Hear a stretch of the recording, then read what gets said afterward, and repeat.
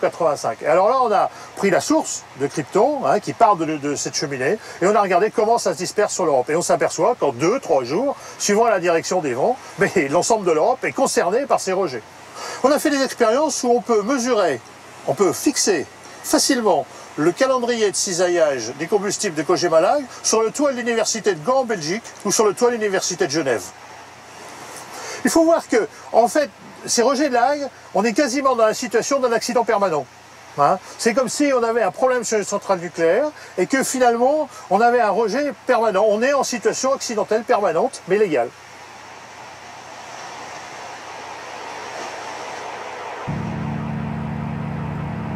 Les prélèvements faits autour de l'usine de La Hague ont été analysés par Bruno Charéron du laboratoire de la CRIRAD. Donc les prélèvements qui ont été faits par Greenpeace avec les cerfs-volants ont montré une activité très importante en krypton dans l'atmosphère au-dessus de La Hague, des bouffées de l'ordre de 90 000 becquerels par mètre cube. Et comme ces bouffées interviennent chaque fois qu'il y a de la dissolution, autrement dit en permanence durant les heures ouvrables, le fonctionnement de l'usine, il y a en moyenne des niveaux de krypton qui peuvent être, selon les mesures d'ailleurs d'Areva aujourd'hui, de l'ordre de 1000 becquerels par mètre cube, en permanence, en moyenne annuelle, dans certains villages autour de La Hague. Autrement dit, les gens autour de La Hague respirent en permanence du krypton radioactif, en clair de l'air radioactif. L'usine de La Hague est vraiment une des installations du monde qui a les autorisations les plus importantes. Si on regarde par exemple la quantité de krypton qui a été rejetée par l'ensemble de tous les essais d'armes nucléaires, les 500 essais atmosphériques d'armes nucléaires, c'est de cet ordre de grandeur. On voit que l'usine de La Hague, en une seule année, par exemple en 99, a rejeté dans l'atmosphère plus de krypton 85 que toutes les explosions atomiques qui ont été faites pendant des décennies par l'homme. Et comme la période de ce gaz est de 10 ans, il s'accumule progressivement dans l'atmosphère. On le voit par exemple sur ce graphique. Depuis les années 60 jusqu'à aujourd'hui, les années 90 et 2000, la concentration en krypton radioactif dans l'atmosphère de l'hémisphère nord ne cesse d'augmenter. Et ça, c'est dû au rejet des installations de retraitement, dont évidemment La Hague. Certains éléments radioactifs, comme le tritium ou le krypton 85, sont très difficilement piégeables. Il serait extrêmement coûteux de les récupérer. Mais l'usine de La Hague a l'autorisation de les rejeter en grande partie ou en totalité dans l'environnement. Cette autorisation est fixée par l'autorité de sûreté nucléaire qui contrôle toutes les installations. André-Claude Lacoste en est le directeur général. Alors, comment sont fixés les rejets de l'usine de La Hague? Oui.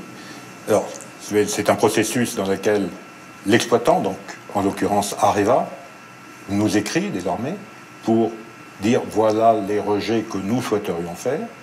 Alors, premièrement, nous faisons une étude technique en nous appuyant sur notre appui technique, l'Institut de radioprotection et de sûreté nucléaire, l'IRSN, pour regarder si la demande est techniquement raisonnable. Est-ce que les rejets demandés correspondent à ce qui est raisonnable? Et puis nous faisons une deuxième étude. Est-ce que les rejets, tels qu'ils sont demandés, peuvent ou non avoir des conséquences sur la population alentour? Et nous essayons ensuite de fixer un niveau d'autorisation de rejet aussi faible qu'il est possible en tenant compte de ces deux éléments.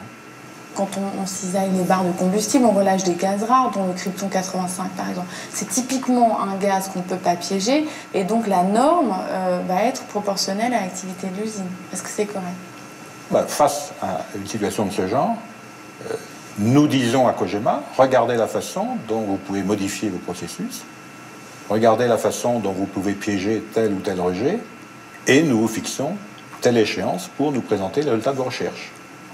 Est-ce qu'on peut piéger le krypton 85? Jusqu'à présent, non. Mais nous avons demandé à Kogema de chercher à réduire ses rejets sur ce genre de sujet. Ce n'est pas facile, si vous voulez.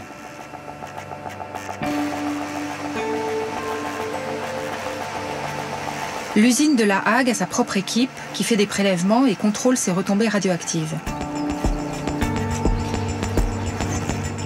Nous rencontrons son responsable, accompagné du directeur de la communication du site. Est-ce que les rejets de l'usine contaminent l'environnement? Non, je ne parlais pas de contamination. Nos seuils de mesure sont tels que on détecte la radioactivité naturelle. Et donc nous sommes dans le bruit de fond de la radioactivité naturelle. Donc si on ne parle pas de contamination, on parle de quoi?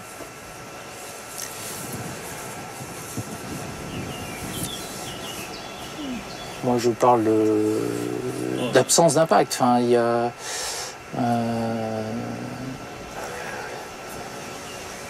Bon, enfin, on va la refaire là parce que je... Le responsable de la communication de l'usine intervient. La question c'est est-ce que l'environnement est contaminé, quoi. Voilà. Oui. Donc, l'environnement, il n'est pas contaminé. Non, il n'est pas contaminé. Il n'est pas contaminé. Vous avez des traces, vous avez des traces, on trouve des traces dans l'environnement. Il n'y a pas de contamination. On comprend la gêne de ces employés d'Areva. Depuis la naissance de l'usine, on leur demande un exercice de communication impossible. Ils doivent reconnaître que cette exploitation rejette des déchets radioactifs dans l'environnement sans avoir le droit d'employer le mot contamination. Il y a seulement des traces.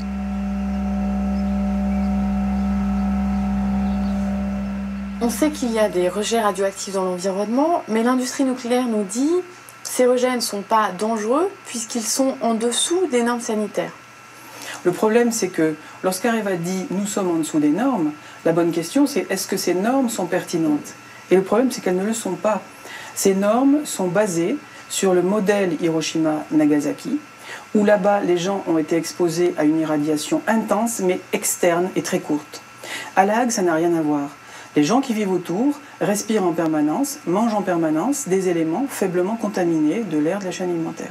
Et donc, leur corps reçoit à de très faibles niveaux, mais en permanence, des doses de radiation à l'intérieur. C'est ce qu'on appelle une contamination interne, chronique, à très faible niveau. C'est pas du tout le même système, c'est pas du tout le même modèle. Et on l'a bien vu, par exemple, à Tchernobyl.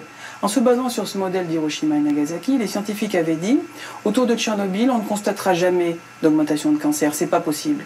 Et puis au bout de 5 ans, ils se sont aperçus qu'il y avait une épidémie massive de cancer de la thyroïde chez les très jeunes enfants. Et ils ont été obligés de reconnaître que le modèle était faux. Eh bien, autour des installations nucléaires, c'est le même problème. On applique un modèle de risque qui n'est pas représentatif.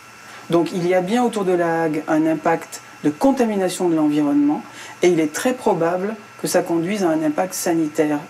Et c'est pourquoi utiliser ce modèle pour prédire le nombre de gens qui auront un cancer autour de La Hague, c'est une absurdité scientifique.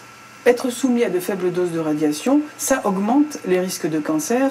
Ce ne sont pas les associations qui le disent, c'est la Commission internationale de protection radiologique. Cette commission considère, en ayant pris en compte les études qui existent sur l'homme, sur les animaux, que le modèle de risque sans seuil est le modèle le plus réaliste. Autrement dit, que considérer que toute dose, même très faible, augmente bien les risques de cancer, c'est le modèle qui rend le mieux compte de la réalité.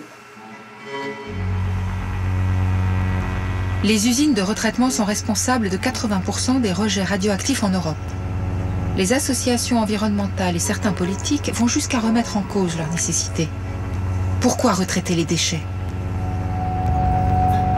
Notre enquête nous conduit à dresser un bilan précis de cette technologie qui est présentée comme un recyclage. Sur les plaquettes d'Areva, le cycle du combustible apparaît en circuit fermé. Les déchets ne sont même pas indiqués. Quand on recycle une bouteille en verre, on réutilise 100% de la matière. Qu'en est-il pour les déchets nucléaires ?